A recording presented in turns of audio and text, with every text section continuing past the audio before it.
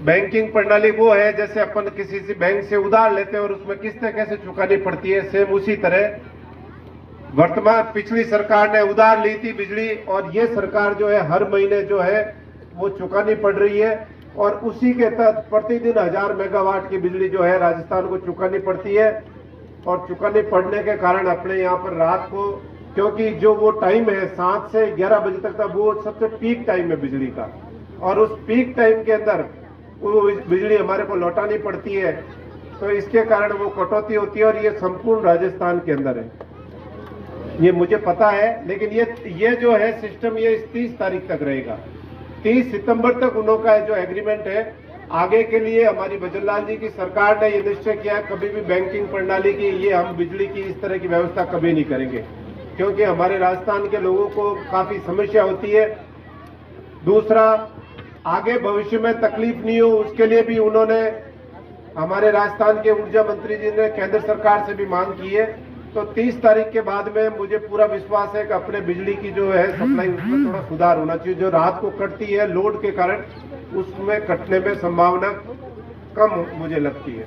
क्योंकि ये तो सब बिजली उत्पादन पर निर्भर करता है। अगर कोई उत्पादन इकाई अगर ठप हो जाती है, जैसे बीच में सूरतगढ़ की और ये जैसलमेर की भी जो इकाइयां हैं ये भी ठप हो गई थी, तो जो ठप हो जाती है तो उसके लिए तो देखो, न तो आप जिम्मेदार हो, न हम जिम्मेदार है, न कोई विद्युत विभाग जिम्मेदार है। वो तो ठप तो एक इलेक्ट्रॉनिक तंत्र है, तंत्र के कारण होती है। आपने यहाँ से कोरना से और जो अगुड़े तक ये जो रोड बताई है जोधपुर सीमा तक, मैंने लिख करके दी है, और मैं उसके लिए पूरा तत्पर हूं कि आपके रोड बने, और वास्तव में ये अच्छी रोड भी बने। क्योंकि यहाँ जब दिया कुमारी जी जब आई थी तभी भी मैंने ये बात उनसे कही थी कि हमारे ये रोड जो है प्रमुख रूप से है। मैंने आगोलाई शेरगढ़ के जो विधायक महोदय बाबू सिंह जी, उनसे भी कहा है कि आपके भी कुछ लोग हैं जो आना जाना लगा रहता है, आप भी उधर से मांग करोगे, मैं भी करूंगा, दोनों का जो जब हम दोनों मांग करेंगे तो जरूर ये रोड बनेगी और अच्छी रोड बने, इसके लिए है। लेकिन अभी वर्तमान में ये रोड टूटी है, तो उस टूटी हुई रोड का हमारा फर्ज बनता है कम से कम इसके पेच वर्क तो हो, तो उसके लिए ये पेच कार्य हो रहा है। आप निश्चिंत रहे, थोड़ा समय तो लगेगा,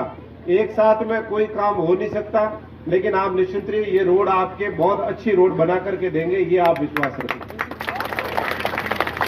इसके अलावा सरपंच साहब ने मांग की थी एक गंगावास के अंदर देवासी समाज के सभा भवन के लिए, तो मैंने सरपंच साहब को पूर्ण आश्वासन दिया है, और उसके लिए भी मैं घोषणा करता हूं कि आपके जो है देवासी समाज का सभा भवन जो है आपके गंगावास में बने, ये भी आपको मैं विश्वास दिलाता हूं। और बच्चों, मैं तो आपके लिए एक ही कहता हूं कि ये अभी आपके पहली सीढ़ी है, अभी तक तो 11 वर्ष के अंदर आप खेल रहे हैं, आने वाले टाइम में आप 14 वर्ष का, 17 से 19 वर्ष का जो जब भी आप खेलेंगे, और मुझे पूरा विश्वास है उस 19 वर्ष के बाद में जब भी कोई खेल होंगे तो आप इस प्रदेश के तहत भी खेलोगे, और प्रदेश के बाद में आप अंतर्राष्ट्रीय स्तर पर भी खेलो, ऐसी मैं भावना रखता हूं, और मेरे इस क्षेत्र का नाम हो, ऐसी आपसे मैं कामना करता हूं कि वास्तव में आप इतना अच्छा खेलें। और मैं पीटीआई गण,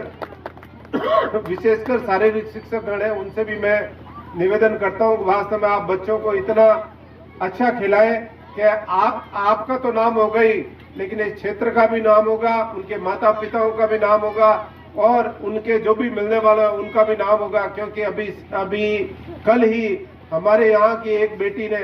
जो है क्रिकेट टीम की जो है कप्तान बनी है, बाड़मेर की पहली बच्ची जो है वहां जाकर के कप्तान बनी है। मैं तो वास्तव में धन्यवाद देता हूं उनके शिक्षकों को, उनके माता पिताओं को और उनके रिश्तेदारों को, जिन्होंने वास्तव में ऐसी बच्ची को जन्म देकर के और इतना होनहार बनाया कि क्रिकेट के अंदर वो आगे बढ़ रही है। और ये भी विश्वास है कि वो धीरे धीरे राष्ट्रीय और अंतर्राष्ट्रीय स्तर पर भी खेलेगी, ऐसी मैं कामना करता हूँ। आपने मुझे जो मान सम्मान दिया उसके लिए आपका मैं बहुत बहुत आभारी हूँ। धन्यवाद। जय हिंद, जय भारत।